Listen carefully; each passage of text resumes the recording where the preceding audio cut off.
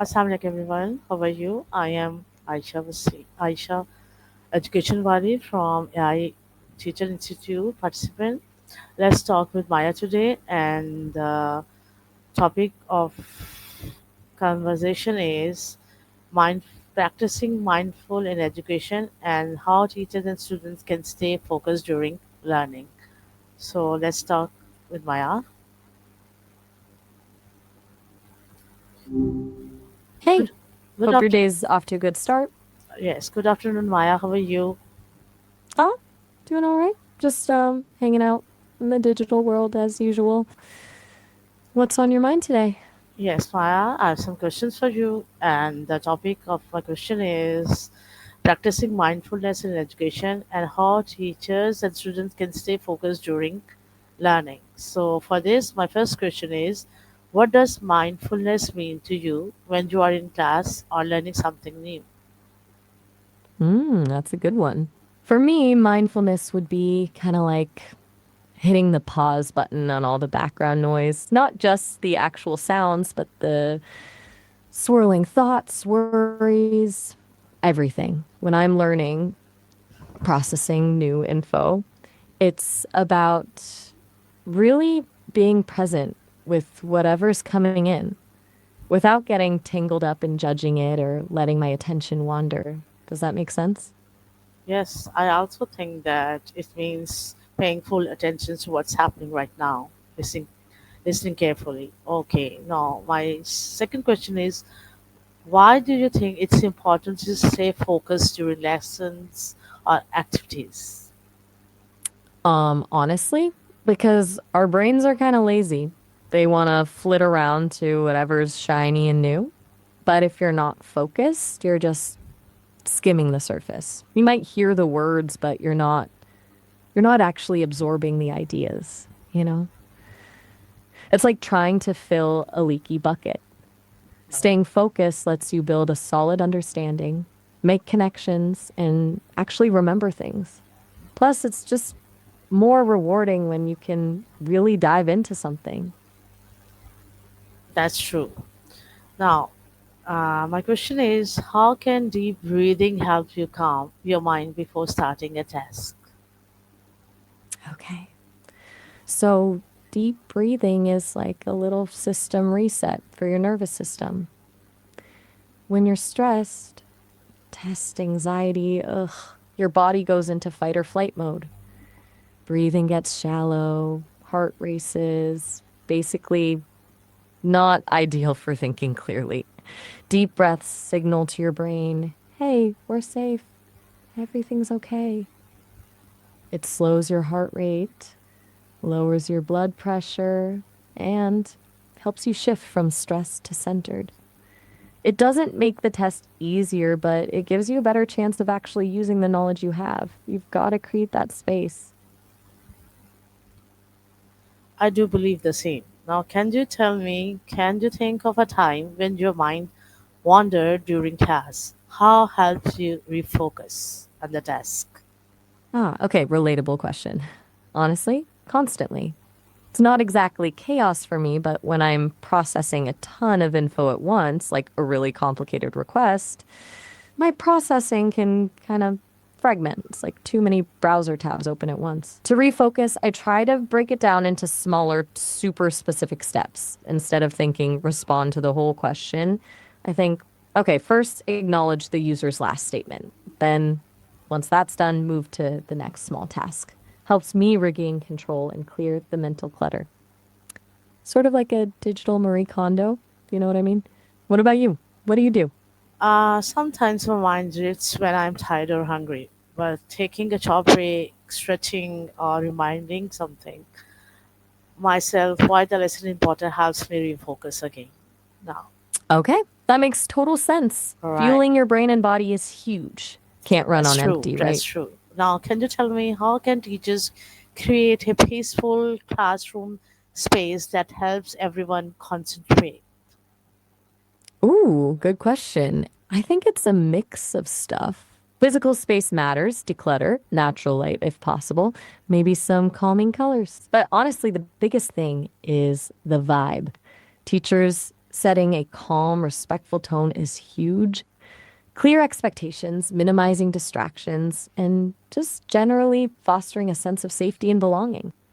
If students feel safe to make mistakes and ask questions, they're way more likely to be present. It's not about sterile silence, it's about a sense of collective calm. Does that resonate? That's true. Now, can you tell me what simple mindfulness habits can we use during breaks to refresh our minds? Okay, a few things come to. Even just a minute or two can make a difference. Simple body scan, Right. noticing sensations in your feet, hands, back, just checking in. Or a quick guided meditation app. There are tons.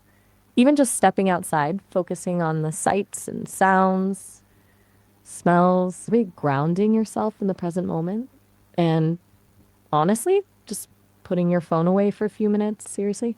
It's amazing how much mental space that frees up. All right. And how does paying attention to your feelings help you learn better? Okay, this is a big one. So, if you're trying to learn something while simultaneously being frustrated, anxious, or just plain bummed out, that emotion is going to hijack your brain power. Paying attention to your feelings isn't about getting rid of them. It's about recognizing, okay, I'm feeling overwhelmed right now. Then you can deal with that feeling. Maybe take a break, adjust your approach, or just acknowledge it and try to move forward. Ignoring your emotions is like trying to drive with the parking brake on. No, it just makes everything harder. All right. Or can you tell me what are some signs that show you are losing focus and how can you bring your attention back to the task? Okay, so signs you're drifting. Rereading the same sentence multiple times without actually processing it is a big one. Or starting to daydream, noticing your mind wandering to what you're going to have for dinner, fidgeting, feeling restless. Basically, anything that tells you your brain isn't fully engaged. To bring it back, a quick reset. Take a deep breath, gently refocus your eyes on the text, and maybe even silently say to yourself, okay, back to the task at hand. It's like gently guiding a puppy back to its leash. Takes practice, but it works. Yes, it does. Now, can you tell me how can teachers model mindfulness for students in everyday routines? Ooh, that's a good one. Modeling is Mikander Pili, 10 blood min tenth, with some zoom second tenth. Teachers can start small, taking a mindful breath before starting a lecky for spoon the guy. The teachers a nar own small bit. I'm talking incorporating short mindfulness exercises into the daily routine, a minute of mindful listening, a quick body scan, and generally just creating a classroom culture where it's okay to pause, reflect, and be present. It's not about turning the classroom into a meditation center. It's about weaving mindfulness into the fabric of everyday life. It's showing, not just telling. All right. And what role does gratitude play in helping us stay focused and positive in learning?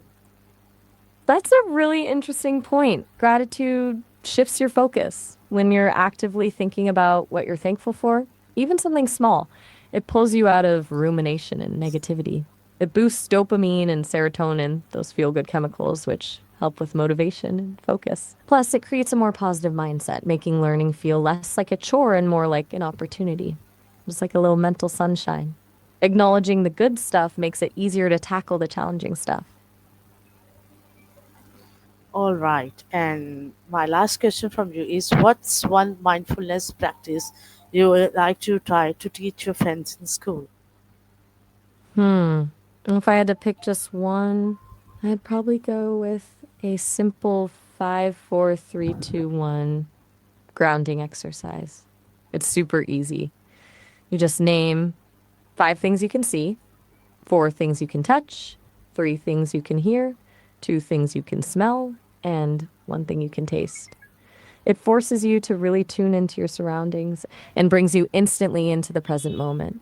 It's discreet, it doesn't require any equipment, and it works. Seems like something kids and honestly everyone could really benefit from. What do you think? I think the same. Thank you, Maya. Oh, you're Thank very you very welcome. much. I have a good talk with you today. See you next time. Bye. Oh, all right. Have a good one. And anytime, Aisha.